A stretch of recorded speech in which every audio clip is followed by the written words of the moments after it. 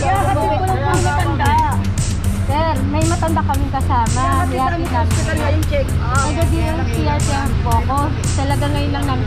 May parking kami dito Kaya po kami nagkabarsaan. Kung binabalang po. Punta kayo sa bahay para makita niyo po yung matanda. Nakikiusap kami, sir. Kaya nga, ma'am. Humanitarian consideration, sir. Punta kayo sa bahay para makita. Sinasabi niyo po consideration, ma'am. Kung nandiyan na po kayo, pwede namin po kayo pagbigyan. Yung time na naklan po kayo, wala po yung tao, ha? Ma'am. Kaya nga, ma'am, hindi po namin alam yun. Nasa bawal tayo, ma'am.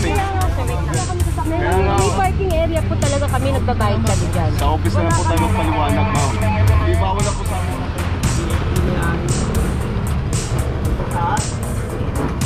Ano sir? Saan po? PSG? So PSG pala may-ari nito. Sabi ni Kuya. Kasi nilang gisna, ang kinagisna nilang dati, pwede tayo magparada. Kung saan saan?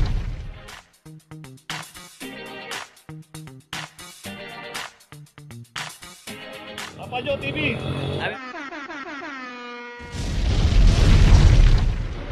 Location natin Gonzalo Puyat, corner CP Di Guzman at dito isang Nissan Navara. Oh, CP Di Guzman Paps. Dito may isang Nissan Navara yung naklam dito. Nakita natin nakatiklop pa yung side mirror nito. Mukhang matagal na nakaparada. Dito rin kasi nakita natin yan na yung footbridge na yun, yung kanto na yun. Yun na yung Quezon Boulevard. 2345.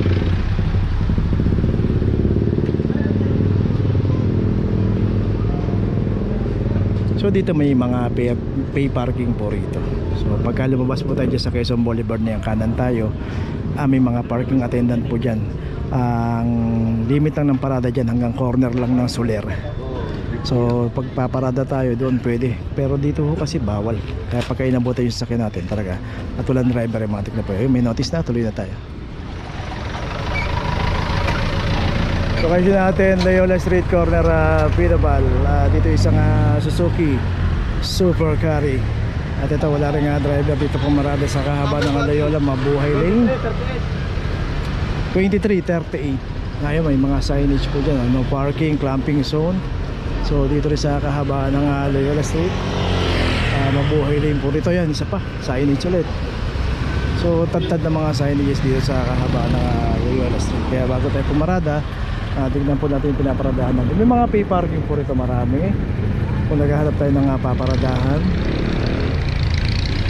mas better doon na lang po tayo pumarada kasi naabutan naman tayo dito ng clamping team. At pag naabutan po yan at walang driver, matik na po yan. So yun, lalagay na lang po yung notice. Tuloy na po tayo.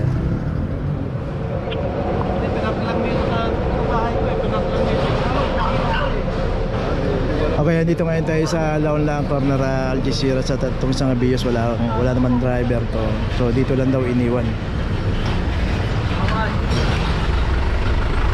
Kanino kaya yan? Film number 2412.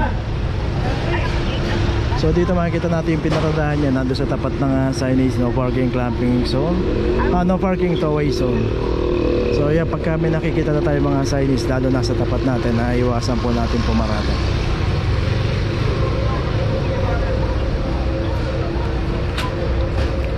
Okay, itong isang Bios may notice na.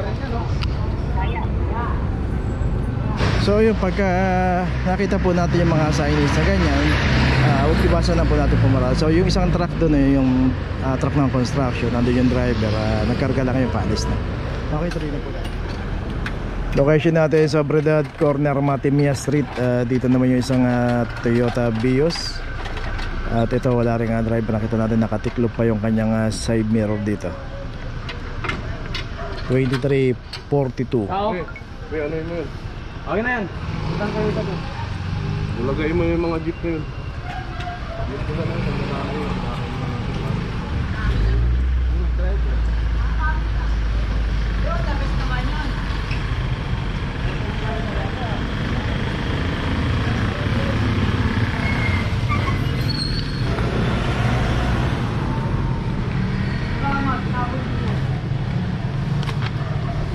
Okay, itong isang Bios at may notice na. Tuloy na tayo. Okay, kasama pa pala itong isang sasakyan. Dito pa rin tayo sa Bredad. Yung naklab natin na Toyota Vios. Isang Toyota Hilux din. 2325.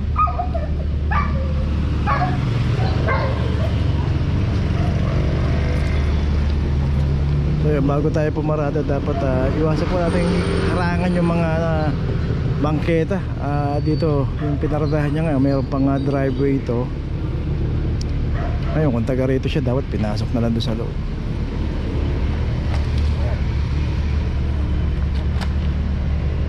Okay, ito may notice na tuloy na tayo.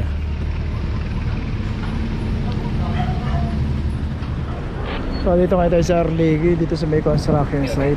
Meron pala silang MOA rito, ito bini-verify lang. So 6 daw yung slot nila rito. Lahat mga nakapas, palagyan mo. So updated din yung kanilang MOA, pati yung OR. So lahat ng mga nakaparada rito, kanila raw to. So dito, yung naklam dito, ito walang MOA to. Kaya naklam Innova 2337.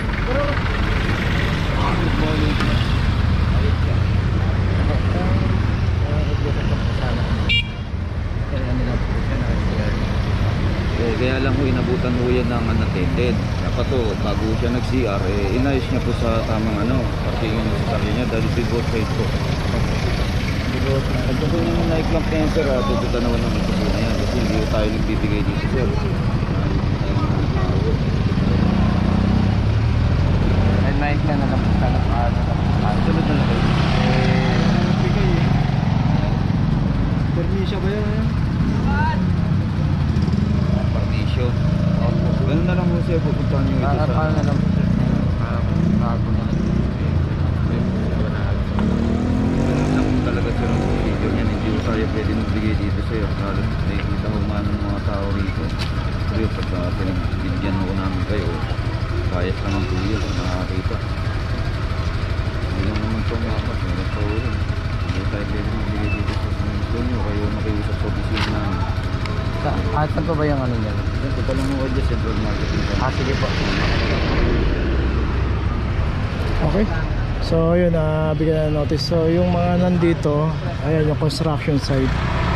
May MOA sila na nakuha sa City Hall. So 6 daw yung slot nila. So binerify naman ni team leader. So dapat yung pag may mga ganyan talaga kumukuha ng permit. Okay, tuloy na tayo.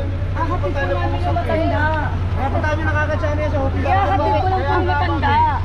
Sir, may matanda kaming kasama. Hatid namin sa hospital ngayong check. Kaya di yung CRTM po ko. Talaga ngayon lang namin. May parking po kami dyan. Kaya po kami nagpaparsas, yung binabalan po namin yung gamit. natin yan. Paano naman ba itong iba ma'am? Sir, punta kayo sa bahay para makita niyo po yung matanda. Nakikiusap kami, sir. Kaya nga ma'am. Humanitarian consideration, sir. Punta kayo sa bahay para makita Sinasabi niyo po consideration ma'am, kung nandyan na po kayo, pwede namin po kayo pagbigyan. Yung time na naklam po kayo, wala po yung tao, ha? Ma'am. Kaya nga ma'am, hindi po namin alam yun. Nasa bawal tayo ma'am eh. Kaya nga, sir, wait lang. Kaya punta kayo sa bahay para makita niyo Hindi matanda. nga namin pwede na punta niya Nag-aasikaso ma'am. kami. Once po naklam dyan ma'am, doon na lang po tayo Sir, kasi magkano. aalis kami yung matanda kasama 87 years Kaya nga, old. sir, punta kayo sa bahay para makita niyo, sir. Check up ng matanda. Kaya nga, ma'am, Wala kami sasakyan. kaya nga, May parking area po talaga kami, nagbabayad kami dyan. Sa office na lang po tayo magpaliwanag ma'am. Hindi bawal na po sa amin tanggalin yan ma'am. Eh, may sakit yung matanda. Kaya nga ma'am, sa office na nga lang po tayo magpaliwanag. Kaya nga po, punta nga kayo, sir, sa bahay para makita niyo, sir, yung matanda. Hindi po namin alam yun May ma'am. wheelchair po yun. Kaya nga ma'am, hindi po namin alam yun ma'am. Sa bahay, hindi namin Oo. Dapat. Susunod kami sa ngayon, sir. Sasabihin na lang po kami.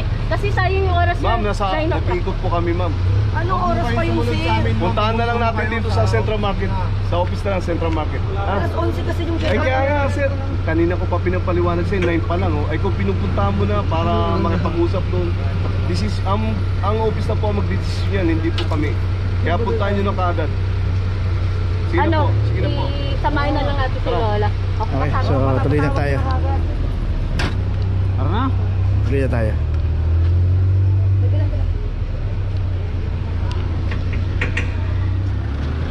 Location natin Maceda Corner P. Margala. Dito na may isang Toyota Vios. At ito rin wala rin driver to. Dito na rin inabutan sa kahabaan ng Maceda Mabuhay Lane. 2319. So ulitin po natin ang kahabaan po ng Maceda Mabuhay Lane niya. Kaya wag po tayo mag-iiwan ng ating mga sasakyan dyan. At bababa tayo, may pupuntahan tayo, kakain tayo, alis tayo. Mas maganda po magtanong muna tayo dun sa pupuntahan natin o kakainan natin. Kasi marami pong mga kainan dito eh. Kung pwede po parada rito. Kaya kung may maiiwan na driver doon sa loob, may bibili lang kayo, yun pwede naman po yun. Kasi dito pagka nabutan po yan at unattended yung sasakyan natin, matik na po yan. So ito may notice na yan. Lahat po ng mga katanungan nyo, nandiyan na, mababasa niyo po dyan. Tuloy na po tayo. Location natin, Arevalo Street, corner Prudencio, at dito isang Montero. Dito kasi bawal pong pamarada rito sa pagpanik ng tuloy kasi curve po to. Medyo mahirapan po yung mga dumadaan dito, kaya dapat pagka pumarada tayo sa Arevalo secondary road, ayos na lang po natin, baba natin doon. Kaya nakuha po isang Montero 2339.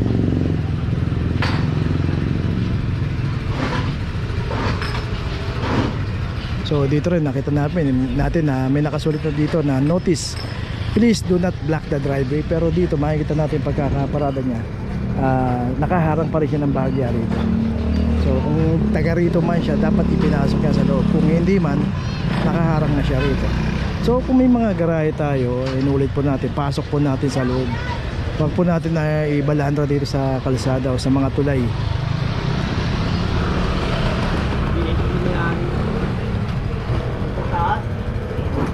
Ano sir? Saan po? PSG. So PSG pala may-ari nito, sabi ni Kuya. Okay, tuloy na po tayo. Kaya pala malakas. Okay, nandito na ngayon tayo sa opisina ng clamping, sa impounding dito sa Central. Dito na po nagtatapos ang ating vlog. Maraming salamat po sa mga subscriber, sa mga viewers, sa mga napadaan po sa ating channel. Maraming salamat po sa mga suporta nyo. Sa mga hindi pa po nakakapag-subscribe, subscribe na po tayo mga kabayan. Maraming salamat po. Mabuhay!